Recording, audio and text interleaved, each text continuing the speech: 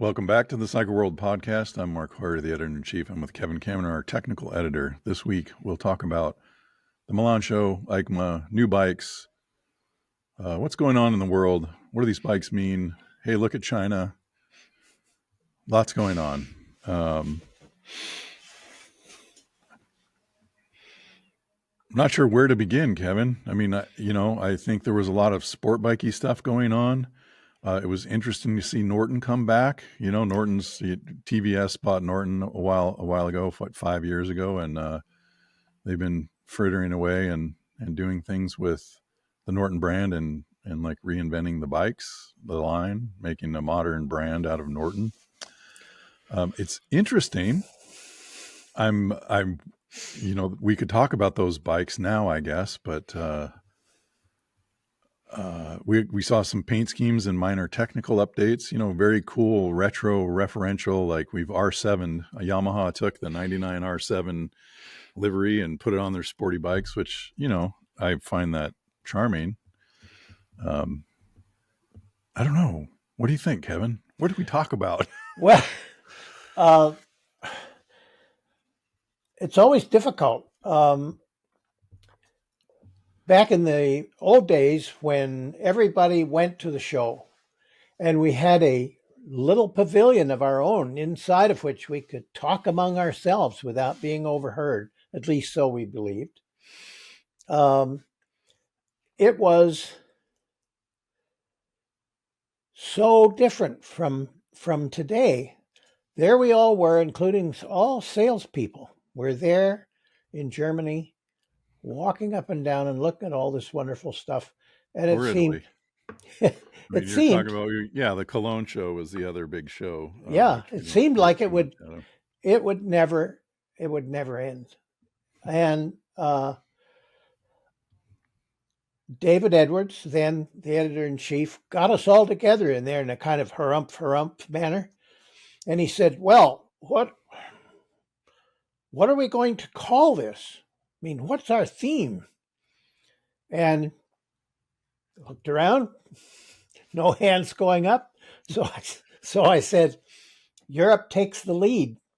Because what was happening then was that electronic rider aids were coming in, which, by the way, were a substitute at the time for new models. So that's something you have to look out for. But the Japanese manufacturers were trying to find a way to call it something else because they were expecting some kind of big legal blade to drop on them if they got in line with what the Europeans were doing. The Europeans were just putting electronic rider aids on their bikes. It was happening. And it was great to see it because it had taken quite a long time. So now that was an interesting time. The addition of rider aids, Kawasaki came out with a thing. And it was sort of like, it's traction control. But then as it progressed and as we were talking about the bike, the messaging got really weird. It got very strange. And it was sort of like, well, it's not traction control, but it's all about maintaining traction or something like that. Yeah, it's like your dad trying to explain the facts of life and dancing around the subject and never really getting to it. But it's hard. It's a hard market. The litigation is real, and no question. But we got through that.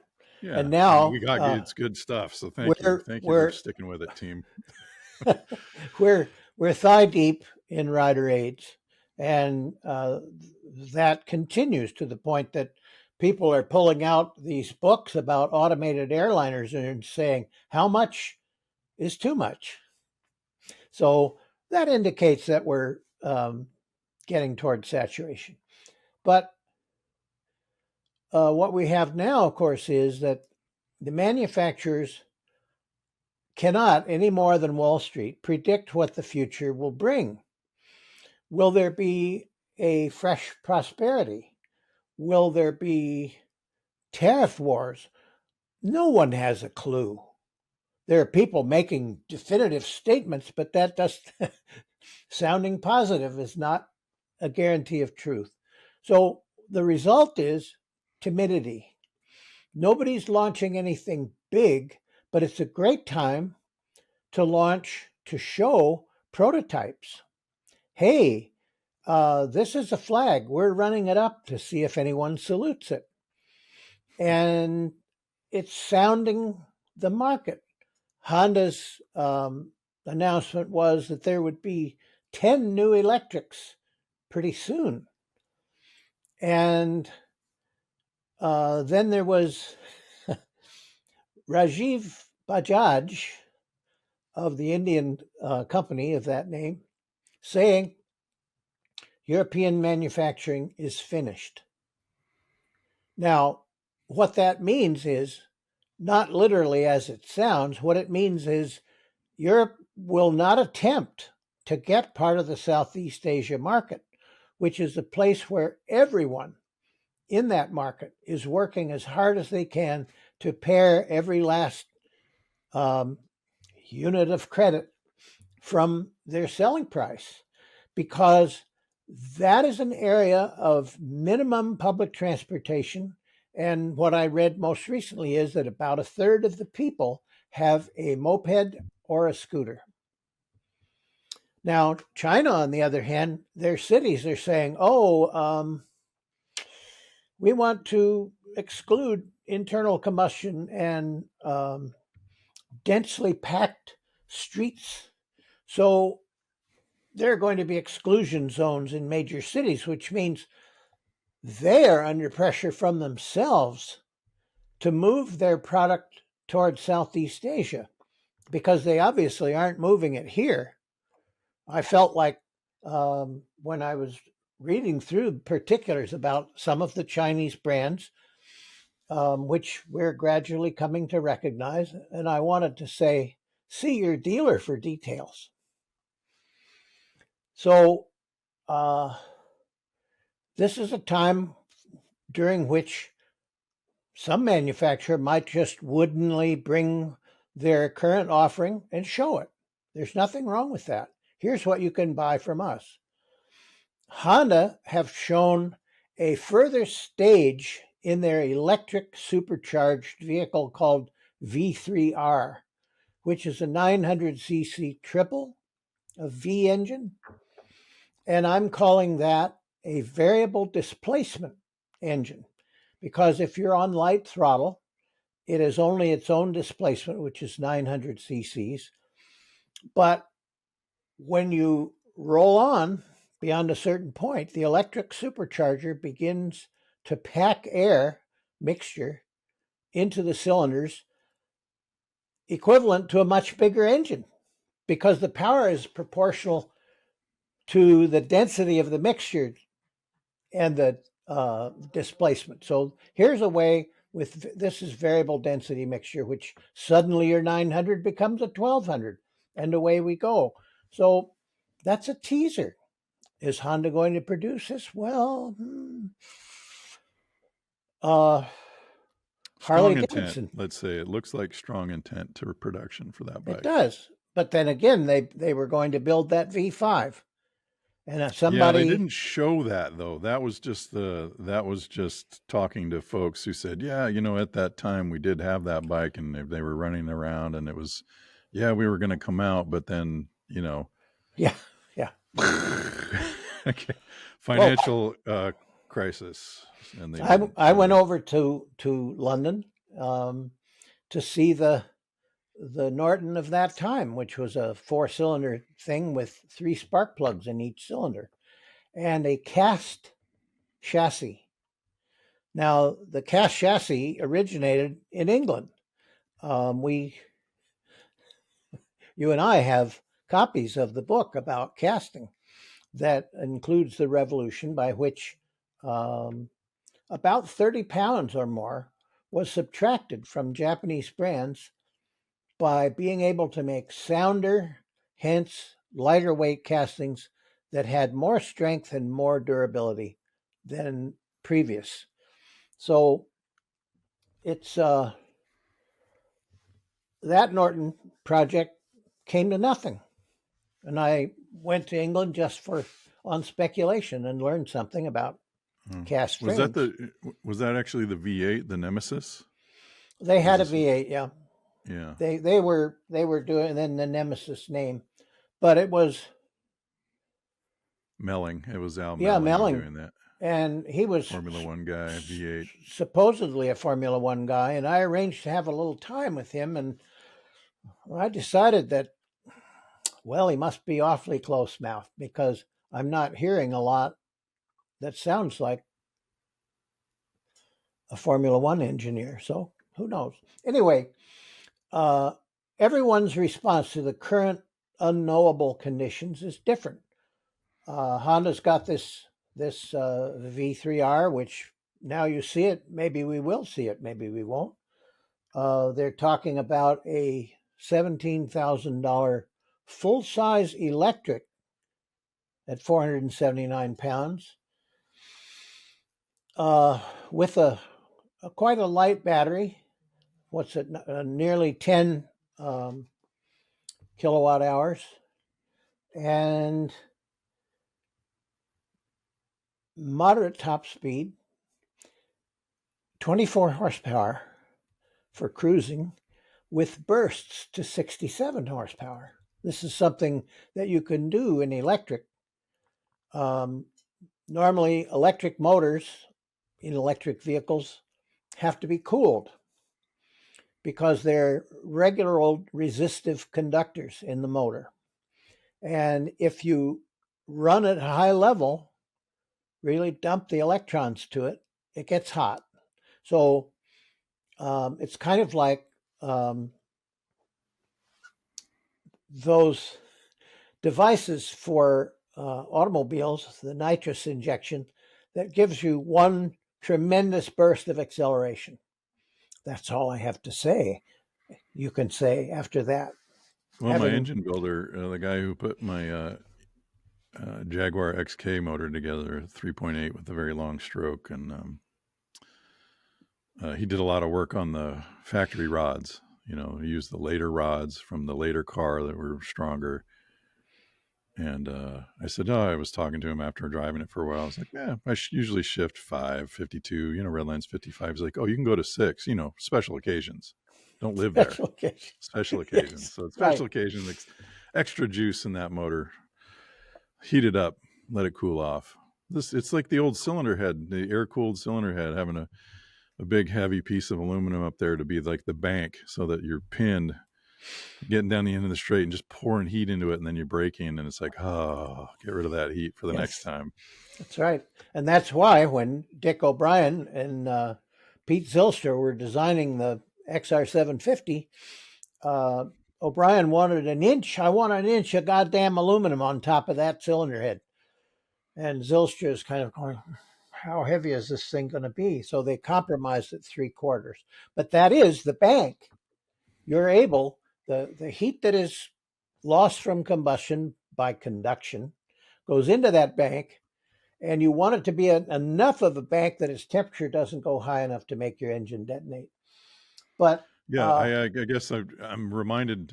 Here's a sales job, folks. Sorry, but I'm reminded of the other podcasts that we have done. So we have done a podcast on castings. So if you want to find out about castings, go back in time as we close in on 100 episodes. We have one on castings. We've talked about cooling. We've talked about getting rid of heat. All kinds of other things in the back catalog. So if this is your relatively new relationship with us in the podcast world, go back in time and join us there. Yes, we have Carry a on, library. Yes, we have a library now. That an electric motor can display this same quality. You couldn't keep your XR750 just keep on accelerating, because eventually the head would get hot enough that it would start knocking on that compression ratio. So with an electric motor, the 24 horsepower rating is for steady operation. It can get rid of that heat. But if you need to accelerate faster and you don't do it too often, you can have this other 2.5 times more horsepower. Nice. It's one of the things that electrics can do. Well, and it makes sense in an electric bike anyway. I mean, it's not like jumping on your CBR 1000 RRR, and I just want to pin it forever, which you kind of can. You can Yeah. go 100. I mean, highway cruising and electrics, like, doesn't make sense because you're drawing so much at 80 miles an hour that the capacity of the battery is like Tut, poof. tut, tut, Because tut, tut, tut. yeah, we can't carry a giant battery the way you can in an automobile, where you make the entire underfloor hundreds of pounds of battery, like 1,000 pounds, whatever it is. Like, you just stuff it in there. You got all kinds of room, put it wherever you want. But a motorcycle, once we get to 500 pounds, heaving it off the side stand is a real job. So That's it's it. it's a real balance. And I think the reason we've seen so many, you look at the aesthetic of Mulholland, the lighter live wire platforms, that to me is like, okay, that makes sense. It's a sensible size and a sensible, like, use case. You kind of have to ignore the costs because you just have to go in and say, like, yeah, man, this is a $15,000 bike. Can-Am has driven the price down on their sensible kind of sized electrics. We're urban. And, it seems like a good strategy to try electrics. But for us in the market, I mean, those have come down to 10,000. They've discounted those to, consumers are like, no, we can't. I'm not paying 18 grand for this fully kitted out. Because you could accessorize this electric thing from about 15 up to about 18, and that's a lot of money. Because when you get to Yeah. $18,000, man, the use case of a FZ09, MT09, or go to the used market, like, it's a very challenging space. Anyway, electrics, like, it's a sensible thing with the electric. Like, yeah, we got 24 horsepower for cruising down the road, makes perfect sense. And when you want to feel the turbo power, you got it for a brief amount of time, and you can dip in and enjoy that. And then you go back to, I'm just getting to work. Yeah. Getting to work. And the Society of Automotive Engineers, the SAE, have standards for establishing range on electric lightweights. And they have a sort of quicker one that has higher speeds and usage of the motor, and then they have one for mopeds and scooter-like electrics. And so you can look this up online and find out what is involved in what are the ingredients of range as it's measured currently. And I think that electrics in the city have a great future, not only because you're never far from some place or some way that you could charge the thing, but also because Chinese cities are starting to say no combustion inside this circle unless you're driving a really long automobile Yeah, with the the chauffeur. swappable battery in those cases too, where you can just roll up and pull out your battery and throw it into a charger, and it locks those ones in that are dead and unlocks another set that you can go throw in your vehicle. That's been a process in Southeast Asia. Yeah, and so it should be because cities are so huge. We know that they're Asian cities, with 20 million people. The cities are so large that where you find work and where you can live can be several miles distant. And there's public transportation is rare. So there's the two forces: cleaning up city air and being able to sell into a market where people don't have a great deal. It's actually And a fascinating historical reference, is the size of the city going back to, horses or I'm on foot. The size of the city was only so big as to how much time it took to get to the edge of the city, and then that was the edge of the city. yeah, And now that we can get around it, and as transportation grew, so did cities, because you could get across and you could take trains and you could do all these other types of transportation. But it was always very close. It was like, oh, it's 45 minutes to get to the edge of the city, or whatever that time was. I read a study about it, and it's fascinating that yeah, I think and look so. at us now. Look at LA. I mean, it doesn't end. It doesn't end from San Diego to The Ventura. the Japanese became well established selling mopeds and scooters in Southeast Asia, and at price X. And the Chinese manufacturers said, "That's no problem. We can beat that price all to pieces." And this is like 1999, and they came in with something that cost like 40% as much as the Japanese product. But they ignored the original Japanese experience, which was with 250 manufacturers in 1950 or so. How did we get to the big four? Well, the big four established dealer networks. They worked on reliability as a priority, and they saw to it that your dealer could get you parts and knew how to install them correctly to get you back on the road and on your way to work again. And these Chinese cut rate jobs came in big truckloads, and they would go to an area and sell them off the lift gate. Hey, get your mopeds. And they would sell out at low prices. And then it wasn't long before somebody needed a footrest or a handlebar lever or even a piston. There weren't any.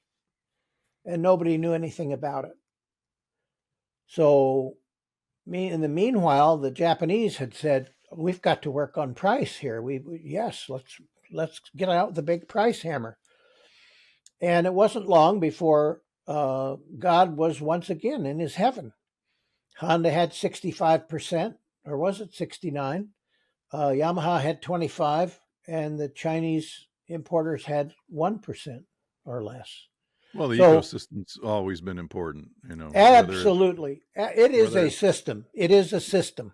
Yeah, I mean, in America, you want part support, and you want a good dealer to help keep you on the road and know what you like and have that relationship. But it's also the best dealers are cultural centers, no matter the brand. It's a place where you gather and you do all that, and you are among your own kind too. Yeah, around that time, two-wheel folks. Yeah, I want to say a little bit later than that, we did $1,000 bikes on a 1,000-mile ride. I remember that. And one of our team went on to maybe it was the big auction site, but bought online a Chinese dirt bike, a 150, I believe it was 150 cc, the Kujos Trailmaster, and it dropped a valve before we finished the 1,000-mile ride. And I never saw a guy so happy in the world that his motorcycle dropped a valve. And I mean, we didn't give it a loving break-in. It was nakedly cheap at the time. The front axle stuck out. It had a castellated nut, but the front axle was like an inch too long. And so the castellations were down by the fork, and then an inch away from that was the hole where you'd put the cotter pin, and it wasn't even on that. Yep. It was not engaged in the castellations, and that was very typical of the time. And now, you go to the Milan show, and you've got some beautiful stuff. Yeah, I mean, it's CF Moto, I think, culturally is making a huge push to say, like, no, we're changing our philosophical relationship with the product and how we build.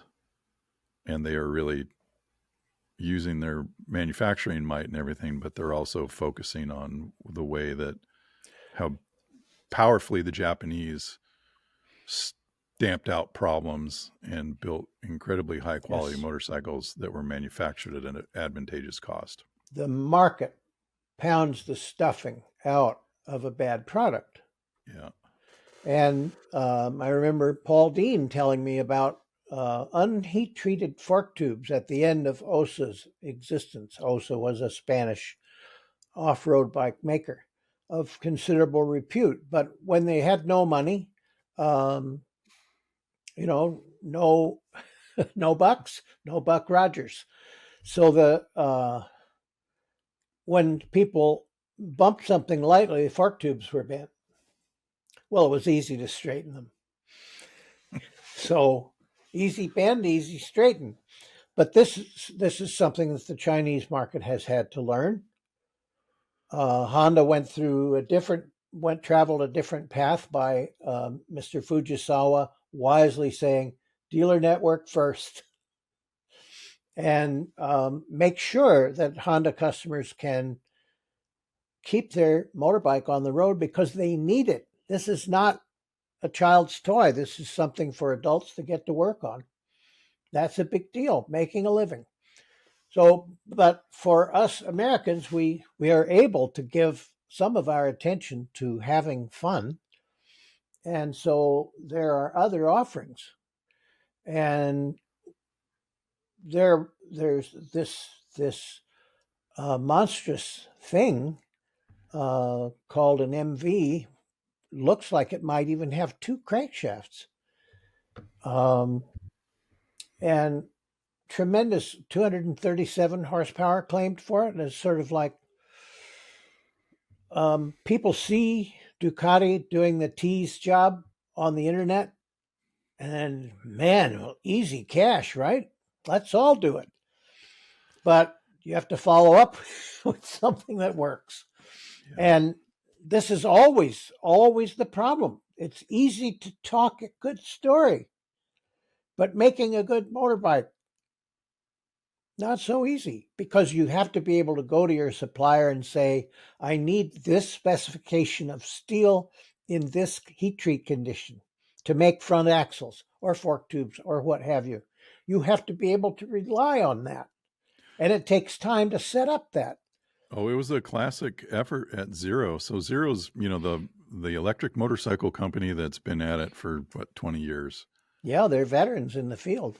And they're still doing it. They've expanded into lightweights. They've expanded into the kind of like mountain bikey kind of range. They're going to have some with license plates, but others that would be just dirt only. So they're getting into that small market and that kind of foundational relationship with a teenage person or whatever that gets to play on the electric bike and hopefully comes up in the ecosystem. But Zero, for a very long time, even when they were,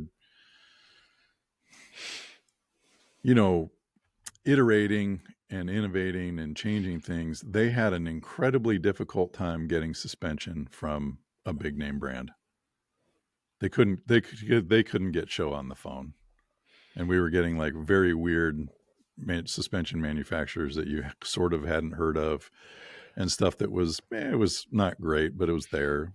And a lot of their body work was sort of like, it's not, it's a little plasticky. It doesn't have that sheen and quality.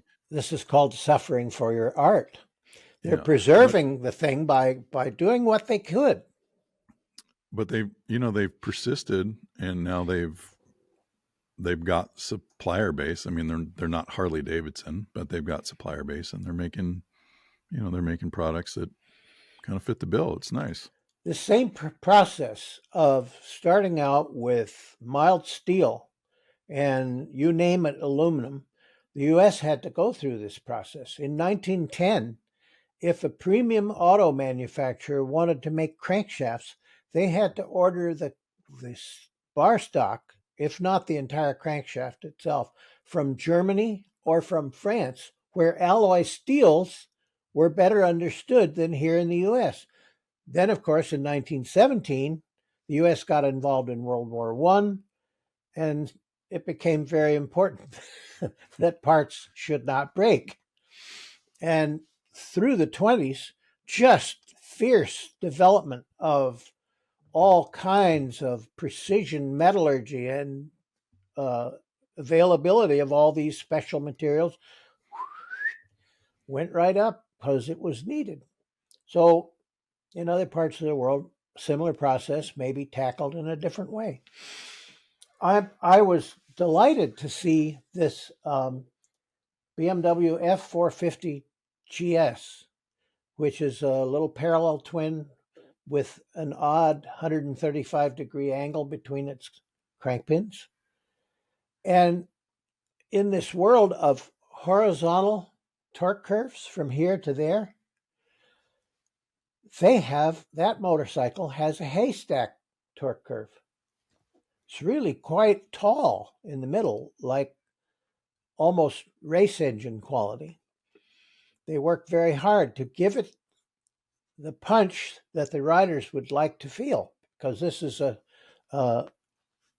good-looking off-road bike, multi-purpose, obviously. And what they did was, this is aimed at European A2 license holders, and there is a 0.2 kilowatt per kilogram limit for what an A2 license holder can ride as a motorbike. So they had to ease off the horsepower to the claimed 48, and otherwise the engine has a 71 by 51.6 bore and stroke, 4 valves per cylinder.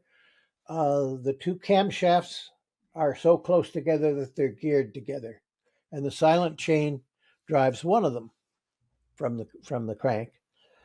And so this is a product that was aimed at a specific legal niche, but by camming it differently, for the non-A2, they could have whatever they like. Good looking bike. I'm sure that there's some use of pressed steel where aluminum might be present on a pricier model. But if you're building a ladder, if you put the bottom rung out of reach of too many people, you might suffer poor sales. So here is a GS that more people can afford. Yeah, certainly in the American market, we're seeing a decline in motorcycle sales, but there's certain segments that are bucking that trend, and one of those is the light adventure bikes. So your Himalayan 450 and CF Moto, those are there. People are buying those. They're affordable and they have a lot of utility and good times. Very flexible. Use them a lot of different ways. You can grind out your commute, but you can also head up the mountain and taste your freedom. So it's cool that BMW is getting in there, and it's the same thing that KTM has been doing with partnership in India and lowering the cost of the motorcycle. The middleweight adventure bike sales are a little bit down there, and that would be the target kind of moderately salaried person, somebody there in the middle class. They're moving to that cheaper bike, or you have the people, the heavyweight adventure bike. Those sales have not yet declined through this point in the year. So, and those sell in large part to people who don't have to worry about how much it costs. Yeah, they're insulated from the whims of the market. Yep, to some degree. So I applaud that, and I think that it's another example of flexible engineering, that this 450 can appear now as an A2 bike, but it could also appear as quite a sprightly, if it were recammed, a sprightly 450. And who knows, there might be people who see an advantage in riding a motorcycle that more closely resembles themselves in its weight. Because there's a lot of this, putting the same basic engine in lots of motorcycles as a means of achieving sensible economies. Now, what about this BSA Bantam? I think, because I'm wicked old, I remember that the Bantam was the least thing you could buy that was a motorcycle. It had 2 wire-spoked wheels of relatively full size, and it had this horrible little motor with a 3-speed transmission. And when you looked in the cylinder, which I certainly did, the ports, the transfers especially, looked as though they could be flaws in the casting. They were small. It reminds me of what you said. How much does it cost to build a Cadillac? $28 a pound. Yeah. So if you only have 3 gears, that's lighter than 4. And if the engine is squished and tiny, that's only as much material as you need to barely make the engine. I bought a clutch for that BSA Bantam. It came in a manila envelope like this, and I shook it, and there was a papery rattling. And I opened the lid, and there were little cork buttons. So when I took my clutch apart, there were blackened, carbonaceous looking buttons in the punched holes in the clutch plate. So I'll go ahead and say Velisette, folks, just for you, because I know we've talked for almost 40 minutes. But where I'm going with this BSA Bantam thing is I'm old enough to remember how terrible the Bantam was. And for you Harley folks, the Hummer, which was built under the same inspiration, namely the DKW RT 125, a minimal motorcycle. Nothing wrong with that. It would take you places at 45 miles an hour. But it's okay to name it that now because people riding motorcycles aren't as old as I am. And when they say BSA, people will say, oh, I remember that name. Yeah, BSA Bantam. Maybe I remember that name too. But they don't have the negative connotations that they do for me. So I hope that works out. Same with the Norton to call something the Manx. The Manx had a lot of personality. I'm not sure that this new product has yet developed as strong a personality as that. I wish them well, but this is sort of reaching back, buying the rights to a name that exists in a lot of people's heads. The people's heads are the lock. The name is the key. And we saw what happened when Polaris gave up on victory and bought the Indian name, doubled their sales. So there's value there. And I certainly wish them well. But again, I want to say, for details, see your dealer. well, they're backed. I mean, Norton is backed by a massive manufacturer. So the idea that they won't be supported seems far-fetched. They wouldn't make the investment. They've got manufacturing. I think we're going to see the rise. Royal Enfield supports its product. Yes, they have an excellent reputation, and I admire that. That's why I say such things as I wish them well. I think the discipline that Royal Enfield has shown, we're going to dominate middleweight motorcycles. That's our space. We're going to make affordable, fun motorcycles. It's not technology driven. It's experience driven. It's driven by the visual signature of the Bear 650. That bike is very, very close to the Interceptor. INT. But it has a vibe, and it has a different vibe, and it has a different fork, and it has a different feeling. When you look at it, you feel a certain way, and when you ride it, it delivers something that's pleasurable. And it isn't a long list of features, and it isn't, oh, we're going to make 227 horsepower, we're going to make 202 horsepower, which is essentially inaccessible. It's wonderful to have a relationship with big numbers and all of that, but that's where Norton, I'm curious about how Norton is going about this, because the presentation of the bikes were all these silver, sleek. They're nicely designed. They're interestingly designed, but I was curious about what are we trying to evoke there? What is the Manx R supposed to be making me feel? And that's what I looked at. I'm like, no, it looks pretty good. It's pretty sleek, but it isn't MotoGP inspired, and it isn't a race bike. Whereas you look at the CF Moto and you're like, oh, look at that. It's got wings, and look at the way the exhaust is. That's MotoGP. Yeah. Like even though they're not there, they could be there. You just sort of think like, well, yeah, I mean, if they sell a lot of bikes and they want to dominate the market and they want to compete, KTM's doing it. We could do it. Yeah. And you see the product and it makes sense. And I look at the Manx R and it's like, that's a handsome motorcycle, but as you said, what's the personality, and how does it relate to the Norton name? Like the last resonant motorcycle that we had from Norton was a Commando. And that was what Kenny Dreer tried to revive.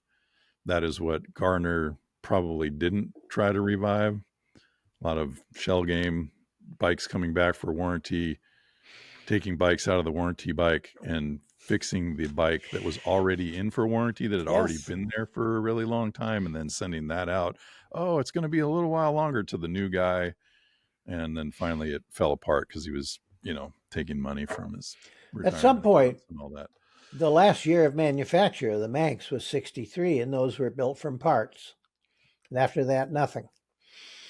The time will come, and it may have done now, when the people who want to buy a motorcycle don't remember that name doesn't have any uh, resonance with them. In which case, it's up to the people who own the name to provide the strong, recognizable personality that makes people say, I want it. That's good. It's for me. And otherwise, it's like a huge spaceship was found in orbit around the Earth, and human-like creatures descended to Earth and decided to manufacture motorcycles. They studied the market, and they made these things that there was always something missing because they were the creation of people who had no connection to the motorcycle. And this is a danger. Oh, let's do this. We have money. Let's manufacture this product. Well, if you And look at the previous iterations of Indian, Climber bought Velisets and put Indian stickers on them. yeah, He brought British 500 singles and said, Indian. And that's cool. Like, great. Except, like, where's the relationship and authenticity? And that's where I think Royal Enfield is succeeding, because yes, if you look at the side of this 650 twin, it looks like the Royal Enfield of 1967. Like, you see the shapes, you see the beef in the cylinder. It triggers something for those people, but yep, also look at the bike, look at the Bear Scrambler-ish vibe, and you don't have to know anything about the 67 Interceptor, 68 Interceptor. You don't have to know anything about it. You just look at that bike and go, oh, that's cool. And, it doesn't make a ton of horsepower. It's not a featherweight, but it's a manageable human size. It's light enough, and it runs nice, and it feels good. And you put pipes on it, or you call S&S and you put 750 cc pistons in it, or eight. I think they've got over 800. You can hop it up. It's relatively easy to work on. And that's the new relationship. That's the 26-year-old who's like, man, that's like $6,500, $5,900. It's attainable, and it does its thing, and they run. yep. And You can get parts and service. Yeah, where does available. Norton? Where does Norton now fit into that? That's such an interesting. Now, there's this talk of a dealerless future. And the idea is that you would select your motorcycle from among the teases available on the internet, and one day it would come to you. And if you needed parts, they would come to you. But who are you? A mechanic? There's a problem there. Are you going to change your own tires when that time comes? Or if you don't like the tires that are on it? The dealer has tremendous value. And I think that whether this type of sale is unloaded from the internet or from the back of a truck doesn't make a lot of difference, because if you can't get parts and service, you're stuck.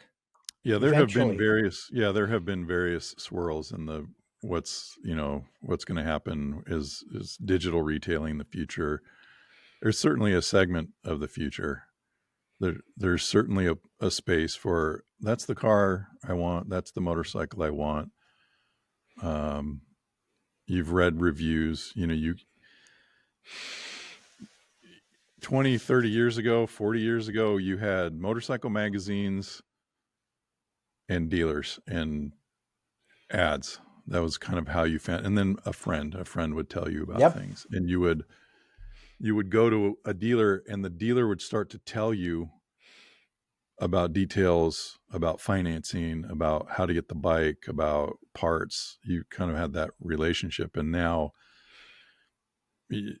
there are unlimited channels of information, whether with varying degrees of accuracy or background.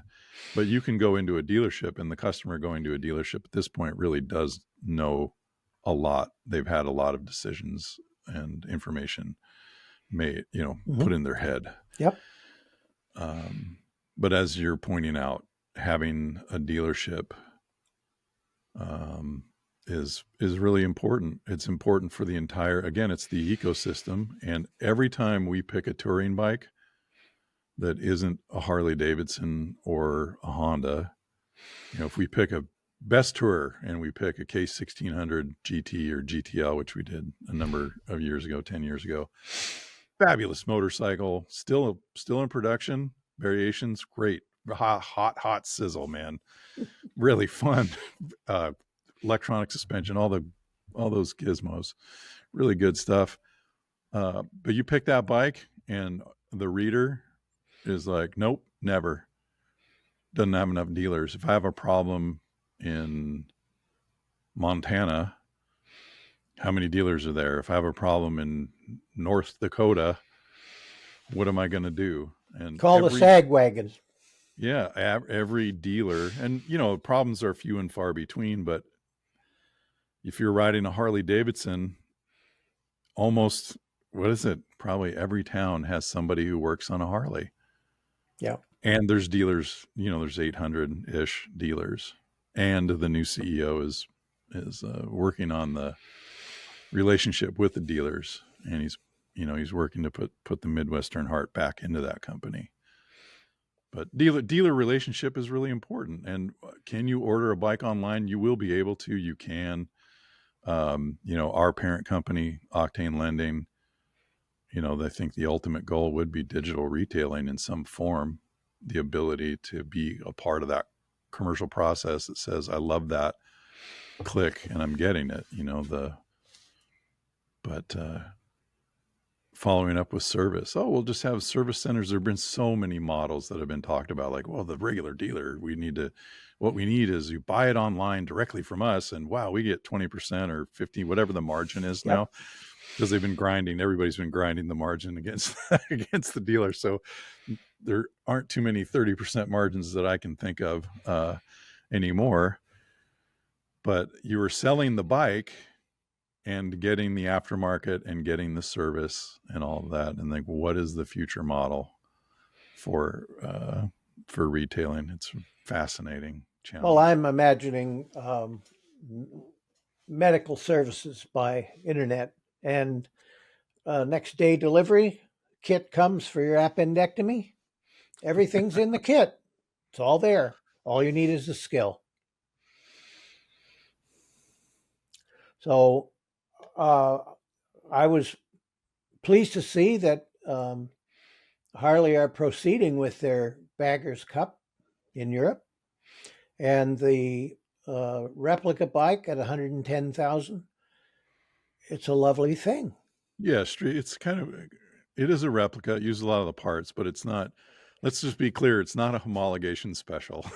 You're getting all the sauce, and then it's being like streetified so that you can take your $110,000 RR out and enjoy a very direct connection with. This is a very hard time for Harley Davidson because, including before World War II, much of their sales went overseas because American-made motorcycles had an excellent reputation for ruggedness. And the tariff situation now is difficult for them. So I'm glad to see them proceeding with stuff, and we wish them well too. Yeah. But this, I sort of look at this particular EICMA as there are teasers out there, these over 200 horsepower jobs. There are prototypes that might or might not be built. There are long lists of wonderful electronic support for the rider. Does it reach a limit?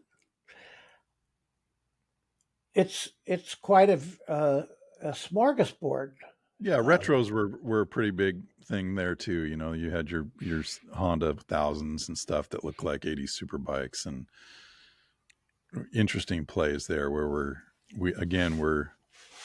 trying to capture that feeling of riding, less Yes, with.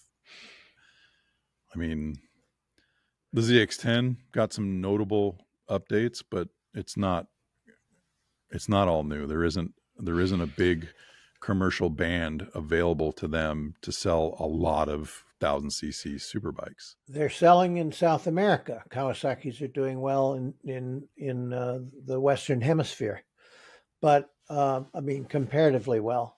But there is something about some of those colors that imagine going into a dealer in 1973 and looking at a new Z1 and not being able to resist. People love that feeling. They loved it then, and retro bikes provide that an approach to recovering that feeling.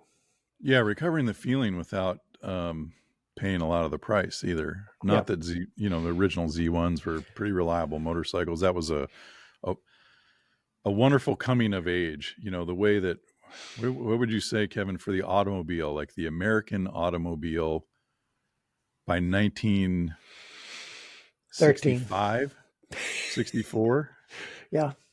Well, I mean, when it was really, really figured out was like 64, 65, 67 at the latest. Like Okay. that era of car was in a very high reliability band. Like for GM, turbo hydromatic, the TH400, the transmission that powered them for decades, Yes. was debuted in the 64 Cadillac, first year, the turbo hydromatic 400. Yeah. So that's like, it's figured out. It's a great transmission. It's durable. It's easy to fix. It's easy to manufacture. It's quiet. It's smooth. It does its job. The Carter AFB that was on top of that Cadillac 429, impeccably made carburetor, beautiful carburation, dampers for closing, all these adjustments that made you walk out to your Cadillac, the Cadillac I owned, turn the key, thing went fast idle, rapidly settled down, always smooth, Yep. great throttle response, all of that. For motorcycles, it was less of a 60s thing.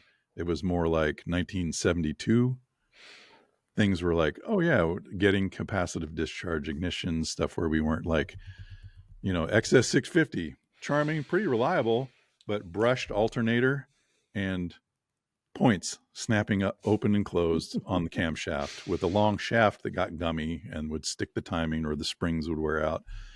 And all that was starting to disappear as you got into the mid 70s, and bikes just ran and ran. So they were pretty good. But now, I mean, you just turn them on. Yep. You want to do a wheelie, ice cold motorcycle, do a wheelie, do a burnout.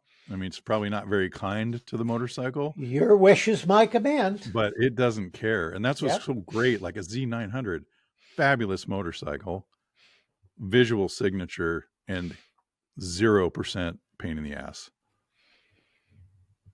It's good. Yeah. So it is. Well, clearly the industry is sort of waiting for things to stabilize before it can decide what's next. It could be what's next is more in the line of the Royal Enfield, some simplicity. I was interested to see on this BMW 450 that although the frame is tubular, there are forged or cast lugs into which the tubes fit. So it's a kind of retro in that way. It's also a convenient way to build something that is dimensionally okay. And it was nice to see that again. And I really puzzled over that haystack torque curve until I realized what A2 meant. The A2 license places limits on weight per horsepower. So it's for beginning riders, which is something that they employ in Euro-speaking countries. But there's always a lovely rushed feeling at these shows. If you're there on the first day, you see the zonked out staff arriving from distant places by overnight flights, and they just look so puzzled. They're trying to get their booths open, they're trying to get their product on show, and they just want to go to sleep. But you feel that drumbeat of stuff happening. And there will be plenty of new models one day. We don't know when. But right now we have things like this V3R that could go in different directions. It's a 900 until the electric supercharger tells it to be a 1200. And I think that's lovely. Oh, it's fascinating, and it's just interesting. They put the bodywork on it. So last year the debut. I mean, we are stretching out the introduction, right? We're making the most of this. So last year, bare chassis, engine, some parts floating around, nothing. And the electric unit, right behind the electric head. unit, and there it is, looking interesting. And then we get bodywork, and then it's asymmetrical because the one side's got air stuffing into it coming around, and it's fascinating. I think that for me, that's the most interesting bike out of it. I think the prototype CF Moto sort of MotoGP inspired superbike is also fascinating. The rise of Chinese manufacturing.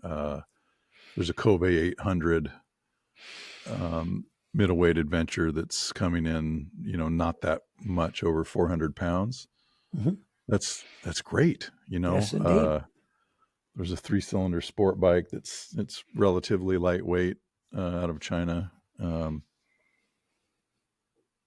It's what is it? It encourages reaction, and it encourages disciplined thinking from somebody who's a market dominating force. So if you're sitting in, if you're a Japanese manufacturer and you're seeing this, you have to make your decisions on what you're investing in and how light can you make it. And also pointing out for CF Moto, pointing out Kiska Design is doing CF Moto product design. So when you get their RRR model, CF Moto Superbike thing, well, yeah, it's got a proposed 200 plus horsepower, and it has the visual signature that the Western world certainly is looking for, and the Eastern world. I mean, the globe watches MotoGP, and those are the things that say this is the maximum technology and performance available. Yeah. And so they're building a product that they're investing that kind of technology into, because you can't build that signature without putting something into it. And with a manufacturer like CF Moto who's establishing itself, it's highly unlikely that they don't deliver. Because you can call like Mala, you can call anyone. You can call the cam people, the piston people, the combustion chamber people. Like, there's plenty of consultation for you to end up making what you need to make next flight to Banbury, England. Yeah. It could be, or it could be happening in China. It's like, you hire the talent. But we've wondered over the past, many years about why we weren't getting certain models from Japan, and why it seemed like our connection to Japan was growing thinner. And the answer is that the U.S. was not the bottomless economic engine that we all hoped. What they were doing was the Japanese companies were building the de facto transportation system of Southeast Asia in the form of all those mopeds and scooters. They aren't just something that's leaning against the fence somewhere and the kids ride it sometime. That's what we're accustomed to. These are daily drivers. Yeah, working motorcycles. For societies that are not producing $100,000 income just yet. Old Bill of Microsoft has been criticized for asking if it's sensible to go headlong after low emissions everything when it might be a better move to improve the economics of all us humans so that we'll be better able individually to deal with changes that may come in the climate. And yes, an emergency, yes, to decarbonization. The cities abroad are looking to small electric motorbikes for solid economic reasons. But European manufacturers have stepped up. European manufacturers dominate MotoGP. How could this happen? Well, the Japanese companies were busy elsewhere. They didn't realize how fast this whole wings and downforce would become influential. Don't know. But there has been a shift there. It's shifting all the time, and it's fascinating to watch. So I'm hoping that this trend toward affordable middleweights continues, because that means more fun for more people. Motorcycles are fun. They You ever are notice fun. that? They are fun. Gosh, they are fun. Well, I think I agree. I hope for more middleweights, because what I get, or that affordable bike. I just rode yesterday. I rode my XS 650 to the office, or it's actually the detail people will say no, it's an XS2, because it is an XS2. It's a 1972 XS 650, and I revived it. I did a video for the Motorcyclist channel, and it's actually a really good running bike now. You know, the carburation is pretty good, and Yep. I fixed the ignition, I fixed the advance, and I'm still running points, and I still have carbon brushes on the alternator. But riding that motorcycle, short shift, 5 gears, 60 miles an hour, 65, and I'm just commuting on it. Skinny tires, low seat, electric or kick starting, click, Yep. choke, click off. Like as soon as it starts, click it back off. Runs fine. It's wonderful. It's so fun. And I mean, I can pick the V4R also. We had a V4S, Ducati V4S, M1000RR, R1300 GS. Fascinating, wonderful motorcycles. But the pure experience, I can get that out of the XS 650. Now, not everybody wants to fix the points on that like I did, where the advance mechanism is sticking. So you pull the thing out, clean the carbon, like the horrible grease off of it, get your nice red lithium in there, slide her back in. Ooh, free as can be. Put your new advance springs, so you could just buy them. And the ignition does what it does, and it idles the same every time mechanically. Like, I'm into that, but there's plenty of people who aren't into that, and they don't have a 13 millimeter wrench, or they don't have a JIS screwdriver, and they don't necessarily want it. And that's where you do that, or you do an MT-07. Like, this gives you the retro vibe.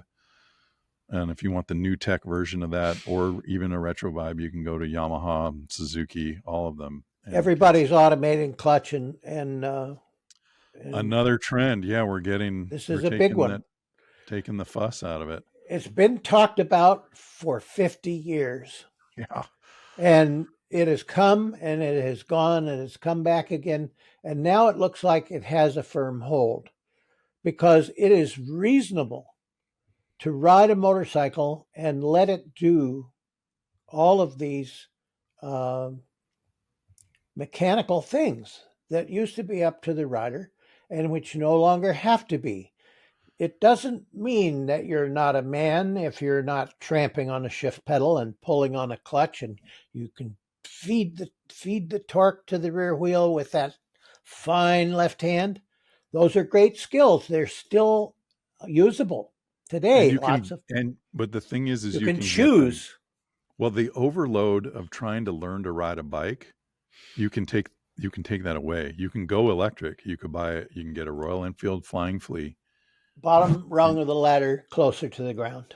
Right. And you don't have to go through the overload of, I learned to street ride. I mean, I'd ridden like XR75s and stuff before, but I learned to street ride on an RD 400 Daytona Special. Like that was the bike I learned to not, I mean, I survived barely, but it combined all those things, and I modified it practically right away. I put pipes on it, you know. Yep. But you PSA take it away. Bantam. Well, yeah, and so you're looking at going back in time and saying, "Oh, CB 750A, circa 1980, Mm-hmm. a big Taurus, a torque converter, and blah, very very not motorcycle kind of experience." It was automatic.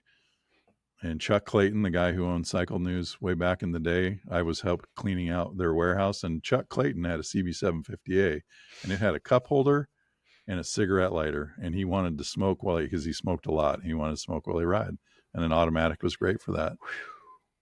What they're So, talking about now is not an automatic, but automated clutch and throttle.